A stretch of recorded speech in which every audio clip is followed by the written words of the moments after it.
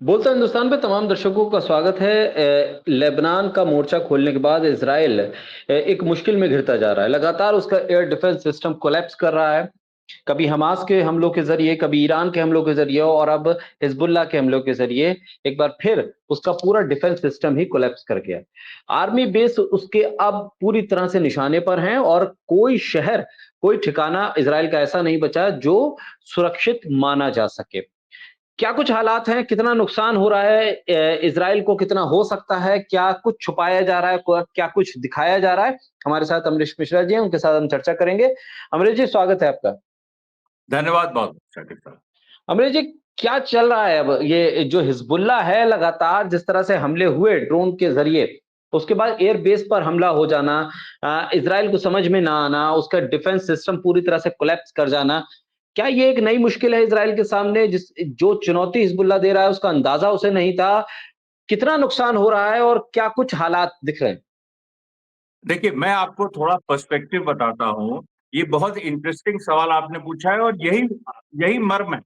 यही मर्म है ये समझना कि हिज़्बुल्लाह ने किस टेक्नोलॉजी के माध्यम से हाइफा, जो उससे सैकड़ों किलोमीटर दूर है, वहां पर उसने स्ट्राइक किया और इजराइल के सबसे sophisticated air defence system, iron dome नहीं, आयरन डोम तो पिद्दी है उसके सामने। जो इजराइल का सबसे सोफिस्टिकेटेड एयर डिफेंस सिस्टम है, उसका नाम है एरो 2। एरो 2 को कैसे बीट किया, ये असली बात है। अब आप देखिए, इसके थोड़ा सा पीछे जाइए। 7 अक्टूबर 2023, उस दिन क्या हुआ? उस दिन तो जो हमास ने हमला किया गाजा पे, तो गाजा डिवीजन वहां पर स्टेशन थी, वहां पूरा हमास ने खत्म किया, मारा। अब उसके पहले हमास ने क्या किया? अब वहां पर आयरन डोम था। आयरन डोम का क्या है कि वो करीब 4 से 70 किलोमीटर तक का उसका रेंज, हमारे 70 किलोमीटर से जो रॉकेट आए उसको वो इंटरसेप्ट कर सकती है। अब हमास ने जहां से हमला किया गाजा डिवीजन पे, वो 70 किलोमीटर के अंदर था वो। लेकिन उसकी इजराइल के पास 10 आयरन डोम है। हर आयरन डोम में 7 से 8 लॉन्चर्स हैं। तो अब आप अंदाजा लगा लीजिए कि हर हर 10 आयरन डोम है, 7 से 8 लॉन्चर्स है। कुल लॉन्चर्स की कैपेबिलिटी हुई 800 पूरे इसराइल में जो लगे। अब मान लीजिए कि गाजा डिवीजन जहां थी वहां दो दो दो थे, उनकी कैपेसिटी थी 400। तो हमास ने पकड़ लिया था, हमास ने इस पे तैयारी की। उसने उसने कहा, उसने इस लॉजिक पे काम किया कि 400 रॉकेट तो हमारे इंटरसेप्ट हो जाएंगे, लेकिन हम 2000 मार देंगे तो क्या होगा? और वही हुआ, 2000 मार दिए उसने। आयरन डोम पे, क्योंकि 2000 में 400 इंटरसेप्ट हो गए, 1600 वहां पर rocket they made way directly into Israel. और उसके पीछे आप देखिए, हमास के एक रॉकेट की कीमत $600 और इजराइल के एक रॉकेट की कीमत $60,000। अब आप देख लीजिए, $60,000 और $600, ये फर्क। तो हमास ने लंबे समय से, इसी को एसिमेट्रिक वॉर कहते हैं कि एक एक कमजोर ताकत एक बड़ी ताकत से कैसे लड़ती है, क्योंकि है तो वो टेक्नोलॉजी ना। अब ये सीधा, अब ये देखिए, अगर आपको बताएं, आप भी कहेंगे कि ये तो अमरीश भाई बिल्कुल सीधी बात है कि अगर आप 2000 मार देंगे, उसकी कैपेसिटी नहीं है उतने रॉकेट इंटरसेप्ट करने की, तो फिर वो कैसे तो फिर वो तो फेल हो जाएगा। फेल हुआ वो, और उसके बाद लगातार फेल हो रहा है, क्योंकि यही स्ट्रेटजी सब लोग यूज कर रहे हैं। अब कल क्या हुआ? कल यानी 13 अक्टूबर 2024 को, 12-13 अक्टूबर, मतलब ये कल एक्चुअली 12 अक्टूबर के रात की बात है। और ये नहीं, सॉरी, ये 13 अक्टूबर के रात की बात है। उस समय इजरायली सोल्जर्स डिनर कर रहे थे हाइफा में। और हाइफा में क्या है, गोलानी ब्रिगेड का एक सीक्रेट हेडक्वार्टर है, जो वहां जो बाशिंदे रहते हैं उनको भी नहीं पता, उनको भी उसके बारे में नहीं पता। और वो जो गोलानी ब्रिगेड का हेडक्वार्टर था जिसमें वो डिनर कर रहे थे, वो आयरन डोम से भी 2 कदम आगे एरो, जो मिसाइल डिफेंस सिस्टम है, उसको वो वहां डिप्लॉयड था। अब एरो मिसाइल जो सिस्टम है, ये तीसरे लेवल का है। आयरन डोम पहले लेवल का, मैंने बताया 4 से 70 किलोमीटर उसकी रेंज है। दूसरे लेवल पे डेविड स्लिंग, जिसकी करीब 300 किलोमीटर 300 किलोमीटर दूर से कोई फायर करे तो उसको इंटरसेप्ट कर सकता है। और ये जो एरो है ये करीब 2000 किलोमीटर से वो वार करे तो उसको इंटरसेप्ट कर सकता है। तो वो तो देखिए, जो हाइफा का लेबनान का जो डिस्टेंस है वो 2000 किलोमीटर तो है नहीं, तो एरो जो है मतलब उससे कम ही है। तो एरो सिस्टम जो है वो तो इंटरसेप्ट कर सकता था, लेकिन यहीं पर खेल, क्योंकि एरो सिस्टम की एक सीमा है, वो ये तो यहां तो इंटरसेप्ट कर सकता है, लेकिन ऊपर 50 किलोमीटर ऊपर से ज्यादा वो नहीं कर सकते। यानी जो मिसाइल अर्थ के 50 किलोमीटर ऊपर से आ रही है वहां तक एरो कर सकता है उसको इंटरसेप्ट।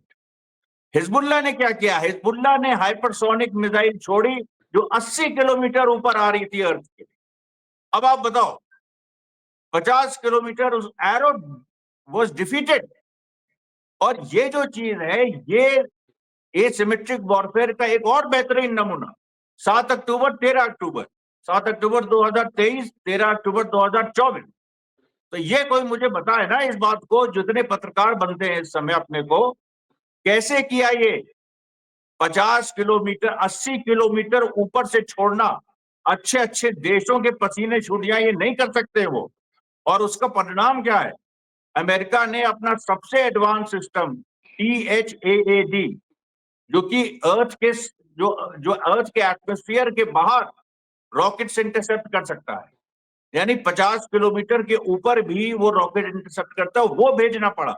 और वो भेजने के लिए कितना बड़ा खर्चा अमेरिका ने उठाया, क्योंकि वो जो सिस्टम है जिसको THAAD कहते हैं, थर्ड, एक तो वो थर्मल ड्रिवन है, दूसरी बात वो एयर के एटमॉस्फेयर के ऊपर तक इंटरसेप्ट कर सकता है, उसको ऑपरेट नहीं कर सकता है कोई इजरायली उस पर ट्रेंड ही नहीं, ना समय है ट्रेन करने का। तो अमेरिका ने 100 सोल्जर्स अपने भेज दिए, क्योंकि देखिए हर और करीब 6 बैटरीज भेजी हैं। हर बैटरी को चलाने के लिए 6 से 8 सोल्जर्स चाहिए, तो 8 उन्होंने 100 सोल्जर्स अपने भेज दिए। पहली बार US troops have been deployed in Israel. आप और ये आप देखिए, अच्छा इस चीज को यूएस एंटिसिपेट कर रहा था, उसने बताया भी था, लेकिन इजराइल जो है वो ये सोच रहा था कि 50 किलोमीटर के ऊपर मिसाइल तो, क्योंकि अभी तक देखिए आखिरी जो स्ट्राइक हुई है जो ईरान ने की 1 अक्टूबर, वो भी बहुत ही एडवांस उसने मिसाइल छोड़ी, जिन्होंने 12 मिनट में 2000 किलोमीटर का डिस्टेंस तय किया। लेकिन एटमोस्फियर जो एयर का एटमोस्फियर है उसमें वो 45 से 40 किलोमीटर की रफ्तार, मतलब उसकी रफ्तार कह रहे हैं, जो उसकी ऊंचाई है अर्थ से 40 से 45 किलोमीटर थी। और ईरान ने क्यों किया ये? क्योंकि ईरान जो है ये चाहता था कि इजराइल को मैसेज दे कि भाई ईरान से बढ़ के तो हिजबुल्लाह के पास नहीं हो सकता ना। तो ईरान ने क्या मैसेज दिया कि अर्थ से 40-45 किलोमीटर हम कर रहे हैं, तो हिजबुल्लाह के पास क्या होगा? हिजबुल्लाह के पास ज्यादा से ज्यादा 30 किलोमीटर होगा, या बहुत अगर एडवांस हुआ तो। हिजबुल्लाह ने भी अभी तक देखिए वो अभी तक नहीं बताया। वो कह रहे हैं हमने खैबर मिसाइल यूज की, कोई कह रहे हैं फज्र मिसाइल यूज की। अब ये सब मिसाइल पहले इजराइल इंटरसेप्ट कर चुका है। लेकिन आप खेल देखिए, बारीक खेल देखिए, ईरान ने वहां से फायर किया 40-45 किलोमीटर अर्थ के ऊपर से। इजराइल को ये चीज समझ में नहीं आई, मतलब समझ में ये आई कि भाई इससे ज्यादा हिजबुल्लाह नहीं कर सकता, और हिजबुल्लाह ने 80 किलोमीटर ऊपर से मार दिया। ये पूरा ईरान और हिजबुल्लाह का कोऑर्डिनेशन, और ये उन लोगों के मुंह पे तमाचा है, ये जैसे खान सर टाइप लोग जो यहाँ पर, मेरे तब से आग, तन मन में आग लगी हुई है। मैंने जब उस आदमी को ये कहते सुना कि जब सैयद हसन नसरल्लाह को मारा जा रहा था, जब सब कुछ, तो उसने कहा कि हिजबुल्लाह वाले पढ़ के आओ, तुम भी पढ़ो, तुम भी बड़े मिसाइल बनो। अरे यार ये कोई वो वाले लोग नहीं है कि जेब में कुछ नहीं लड़ने चले आए, ये पत्थरबाज नहीं बेवकूफ, ये बहुत ही साइंटिफिक लोग हैं जिन्होंने ईरान क्या पता है तालीम का लेवल क्या है। 1980 के बाद एजुकेशन में जो इन्वेस्टमेंट है, लोग सोचते हैं कि सब मौलाना है वहां, उनको पता ही नहीं कुछ। मुझे हंसी आती, क्या मैं करूँ इनके उस पे। यही तालिबान को भी समझते हैं कि सब वहां मुल्ले हैं और उनको बस कुरान और हदीस के अलावा कुछ नहीं आता। अरे यार उन लोगों ने 30-30, 35-35 साल साइंस पे इतना इन्वेस्ट किया है। अरे तालिबान तक ने किया, और ईरान तो उससे 4 गुना ज्यादा। और उससे जो उन लोगों ने साइंस से आके अध्ययन से, जो कि कुरान में जिसकी पूरी है कि भाई साइंस के अध्ययन करो, ये तो है ही ना। ये तो जो जाहिल, जो इस तरह के जाहिल जिहादी सो कॉल्ड थे, ये तो अमेरिका द्वारा ये तैयार किए गए थे, ऐसे लड़कों को बहका के, फुसला के, भावनात्मक रूप से दुनिया को ये इमेज दिखाने थी कि इस्लाम की जो मुस्लिम है वो इनोसेंट्स को मारते हैं जिहाद के नाम पे, पढ़े लिखे नहीं होते, तहमत पहनते हैं। अरे तुम अभी जाओ तो देखो क्या हुआ है। मैंने बताया ना 40 को ईरान ने मारा, धोखा दिया, धोखे में रखा, डिसेप्शन। ये क्वालिटी ऑफ जो इजराइल रोज प्रैक्टिस करता है। इजराइल ने हजारों लोगों को, फिलिस्तीनियों को इसी डिसेप्शन से या इस तरह के डिसेप्शन से मारा है। अब उन्होंने 80 किलोमीटर मार दिया। तुम्हारे आज क्या स्थिति है? तुम्हें अमेरिका को बुलाना पड़ रहा है, और कल को थर्ड भी फेल हो गया तो क्या पता तुम्हारे पास क्या है। ये बताओ ना, ये तो वही दीवार वाला सीन हो गया कि मेरे पास ये है, ये तुम्हारे पास क्या है? तुम्हारे पास तो माँ भी नहीं है इजराइल, तुम्हारे पास ना माँ है ना बाप है, तुम तो नाजायज औलाद हो, ये सब लोग जानते हैं। तो पश्चिम की नाजायज औलाद हो। तो इसलिए देखिए, मैं एक बड़े उससे कहता हूं कि ये चीज दुनिया जितनी जल्दी समझ जाओ, खास तौर पे ये जो मूर्ख हिंदुत्ववादी हैं हिंदुस्तान के, इनको तो जूता लेके मतलब कायदे से हम ही लोग मंगल पांडे सेना के लोग ही मारेंगे, किसी और को आने की जरूरत नहीं है।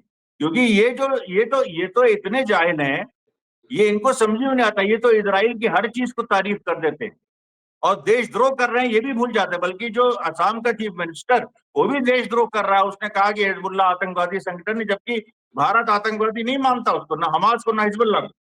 अब आप ये देखिए कि उसके बाद क्या हुआ। उसके बाद इतने शौक में है, एक इजरायली सोल्जर ने इजरायली हिब्रू वेबसाइट वल्ला को उसने कहा कि हम लोग खाना खा रहे थे और उसकी पिक्चर्स हैं, एकदम से धमाका हुआ और उसके बाद हमने देखा खाने में खून, खाने में हमारे खून मिला हुआ था। ऐसा भयंकर ब्लास्ट हुआ कि पूरा वो उसके, आप देखिए फोटो, खाना लगा हुआ है पूरा, खून ही खून, कुर्सियां सब सब बिखरी हुई। यहां तक बात हो रही है कि जो हलेवी, जो इजराइल के आईडीएफ चीफ हैं, वो भी मारे गए। हालांकि अभी तक कोई कंफर्मेशन नहीं है, इसलिए जो भी मुझसे पूछ रहा है तो मैं उसको कह रहा हूँ भैया कंफर्मेशन नहीं है। मैं बिना कंफर्मेशन के मैं नहीं बोलता हूँ। अमरीश मिश्रा स्पीक जो यूट्यूब चैनल है उस पर भी देखिए, सब जगह मैं बिना कंफर्मेशन के नहीं बोलता हूँ। मैं कुछ ये नहीं कह सकता हूँ कि आईडीएफ का चीफ मारा गया, लेकिन संभावना तो है ही ना, संभावना तो कुछ भी हो सकती है कि वो वहीं हो। तो बात यह है कि इतना खौफ मैंने कभी नहीं देखा, 7 अक्टूबर को भी नहीं देखा। 7 अक्टूबर को मैंने देखा कि इजराइल की पैंट उतर गई, इजराइल ह्यूमिलेट हो गया, इजराइल शर्मसार हो गया, इजराइल पूरी दुनिया के सामने, अपने सिटीजन्स के सामने रोने लगा, उसके नेता रोने लगे, सब कुछ ड्रामा हुआ। लेकिन आज जो 13 अक्टूबर को हुआ है, ये तो बहुत ही खतरनाक। मतलब इसका मतलब ये है कि अगर वो 80 किलोमीटर के ऊपर से मार रहे हैं तो वो 100 किलोमीटर पहुंच गए तो ये तुम्हारा THAAD का क्या होगा? दुनिया में इससे बड़ा एडवांस सिस्टम नहीं है। तो शाकिर साहब, ये बहुत ही, मतलब ये लड़ाई अजीब है। हर दिन ये शॉक कर रही है। 365 दिन देखिए, कुछ ना कुछ ऐसा होता रहा है जो शॉकिंग, जो आप प्रिडिक्ट नहीं कर सकते। और बार बार हिजबुल्लाह ये कहता था कि अभी हमारे पास और है, अभी हमारे पास, अभी तो कुछ भी नहीं है। हमास भी कहता है अभी तो कुछ भी नहीं है। लोग मजाक उड़ाते थे, ये क्या मतलब है, हमारे पास अभी भी है। तुम दो इतने बड़े रॉकेट मार के भाग जाते हो, इजराइल कत्लेआम करता है। आज बताओ क्या क्या मतलब, आज दिखा दिया ना हिजबुल्लाह ने कि और अभी भी कह रहा है वो कि हमारे पास अभी और है। अभी तो हमने केवल एक हिस्सा दिखाया। अब आप बताइए शाकिर साहब, ये जो मोमेंट है हिस्ट्री में जो हमारा बात कर रहे हैं, 14 अक्टूबर को कितने बजे, जो भी टाइम अभी हुआ, आप बताइए इसका इसका कितना बड़ा रेलेवेंस है। तो मैं ठीक। जी अमरीश जी, आखिर में बस ये सम अप कीजिए कि किस तरह से अब लेबनान को लेकर मोर्चाबंदी हो रही है। इज़राइल जिस तरह से हमले कर रहा है वहाँ पर, वहाँ कुछ ऐसा लग रहा है कि ईरान के ज़रिए और बाकी गल्फ़ कंट्रीज़ के ज़रिए कोई मज़बूत मोर्चाबंदी हो पाएगी या सिर्फ़ और सिर्फ़ बातें, डेलीगेशन और बातचीत पे ही वक़्त ख़त्म हो रहा है? मुझे नहीं लगता है कि कोई अरब देशों की तरफ से पहल होगी, हालांकि इस घटना से वो भी शॉक में है। सऊदी अरेबिया शॉक में है, उसको पता ही नहीं था। वो भी ये सोच रहा था कि ईरान ने जो मारा, जो 45 किलोमीटर करीब अर्थ अर्थ की सरफेस के ऊपर था, वो मैक्सिमम है। उसको ये नहीं इल्म था कि 80 किलोमीटर भी हो सकता है। अब इसके बाद जो है, आई मीन, जो ओ एंड शॉक अमेरिका ने इराक में यूज किया, इसराइल ने ओ एंड शॉक किया, एकदम भयंकर कारपेट बॉम्बिंग कर दो, लोग एकदम सदमे से मर जाएं। तो वो जो चीज है, वो अब सदमा लग रहा है जॉर्डन और सऊदी अरेबिया को, और इन लोगों के कोई भी डिप्लोमेटिक एफर्ट्स नहीं है। आज देखिए खबर आई कि टर्की अभी भी अपना स्टील ईरान को बेच रहा है। टर्की पे वैसे भी ईरान ने हमेशा चेताया था, हालांकि टर्की ईरान की बातचीत चल रही है, टर्की बहुत हद तक झुका है, इजराइल के साथ अपने संबंध तोड़े हैं। उसने, एर्दोगन ने ये भी कह दिया था कि टर्की की ट्रूप्स भी जा सकती हैं, तो टर्की थोड़ा सा कुछ कर सकता है। तो टर्की, क्योंकि वहां की जो जनता है वो इस तरीके की है, और ये कोई राजा नहीं है, एर्दोगन राजा नहीं है, तो इसलिए वहां की जनता जो है वो ज्यादा, उसका जो प्रेशर बढ़ेगा, तो अर्दोगन जो है वो आ जाएंगे इसमें, और उनको नेटो भी छोड़ना पड़ सकता है, और उनको ईरान के समर्थन में भी आना पड़ सकता है। ये बड़ी चीज हो सकती है। लेकिन जो अरब मुल्क है, उनसे मुझे कोई उम्मीद नहीं, पहली बात। दूसरी बात देखिए, जो रशिया और चाइना जो इस चीज को जानते थे ये होने वाला है, और 2 दिन पहले आप रशियन प्राइम मिनिस्टर ने हिंट भी किया था इस पे कि डोंट अंडर एस्टिमेट हिजबुल्लाह, और वो लोग थे। और ईरान ने 1 अक्टूबर को स्ट्राइक किया इजराइल में, उसके एक दिन पहले भी ये रशियन प्राइम मिनिस्टर तेहरान में थे। तो ये जो सारी चीजें देखिए, ये अरब मुल्क तो गए। अब एक्सेस ऑफ रेजिस्टेंस की बात है, जो शुरू होता है यमन से, हमास, गाजा, वेस्ट बैंक, और फिर लेबनान में भी हिजबुल्लाह, क्योंकि देखिए लेबनीज आर्मी से हम उम्मीद नहीं कर सकते हैं। और ये घटना मैं भूल जाऊंगा, नहीं तो मैं आपको बता दूं, जो भारत सरकार एम्बेरस हुई है, वो पता है आपको? जो वहां पर, जो लेबनान में एक ब्लू लाइन है, जो लेबनान और इजराइल के बॉर्डर को डिमार्केट करता है, वो 2006 में बनी थी। उसमें जो 10,000 यूएनओ के सोल्जर, जो यूनिफिल है, United nation interim force in Lebanon, वो 2006 से तैनात, हर मतलब पूरा इतने सालों से, बताइए 17 साल या 18 साल हो गए। और अभी जो तैनात है 10,000 सोल्जर, उनमें से 900 भारतीय हैं। अब 2 दिन पहले 11 अक्टूबर को इसराइल ने वहां पर फायरिंग कर दी यूनिफिल पे, इसमें 2 श्रीलंकन सोल्जर घायल हो गए। अब उसका जो कंडेमिनेशन है 12 अक्टूबर को, वो, अच्छा, अभी जो है 34 देश हैं उसमें, तो 34 देशों ने उस इंसिडेंट को कंडेम किया। वो 7 बजे 7 PM पे किया एक्स पोस्ट में। भारत की तरफ से अनुमोदन आया, भाई भारत के 900 सोल्जर है, 1.5 घंटे बाद भारत की तरफ से अनुमोदन आया। मोदी सरकार 1.5 घंटा लेट थी, और इस पे मैंने पूरा वीडियो बनाया। मैंने कहा कि ये देखिए, यही होता है, ये जो इनकी विदेश नीति है, ये जो देश जो है फिलिस्तीन के साथ है और इनका दिल इजराइल के साथ है मोदी का, आज क्या स्थिति हो गई। आप 34 छोटे छोटे मुल्क, श्रीलंका जैसे मुल्क के सामने शर्मसार हो गए। आपको 1.5 घंटा लग गया, अपने 900 सोल्जर वहां हैं, उनको कुछ हो सकता है, भारतीय सेना की वहां प्रतिष्ठा दांव पे लगी है, उनको इसराइलियों ने मारा, तो क्या मोदी की हिम्मत है कि वो इसराइल पे हमला करें? ये कितना बड़ा सवाल। आप देखिए ये चीजें कहां जा रही हैं। किसी को पता ही नहीं कि 900 भारतीय सोल्जर्स ऑलरेडी लेबनान में है, वो लेकिन लेबनान को डिफेंड कर रहे हैं। क्योंकि इसराइल ब्लू लाइन क्रॉस नहीं कर सकता है यूएन रेजोल्यूशन के हिसाब से, वहां सेना लगी है पूरी। अब आप सोचिए, अगर और इसराइल ने 2 श्रीलंकन सोल्जर, और इसराइल जिस खतरनाक मूड में है, कल को यूनिफॉर्म सोल्जर्स और वहां गोली चल जाए, ये भारतीय सेना के लोग मारे जाए, तब मोदी क्या करेंगे? ये देखिए जो 2 बड़े सवाल हैं, ये इससे, ये अब मैं इसीलिए मैंने 1 साल पहले आपसे कहा था, 6 महीने पहले, कि भारत नहीं बच सकता है इस कॉन्फ्लिक्ट से, उसको पोजीशन लेनी पड़ेगी। अपने तुम 100 सोल्जर वहां गवाओ, उनकी जान गवाओ, और या फिर नेतन्याहू का विरोध करो, और कोई चॉइस नहीं नरेंद्र मोदी के पास। बहुत शुक्रिया अमरीश जी, बोलता हिंदुस्तान को समय देने के लिए, हमारे साथ चर्चा करने के लिए बहुत शुक्रिया। बहुत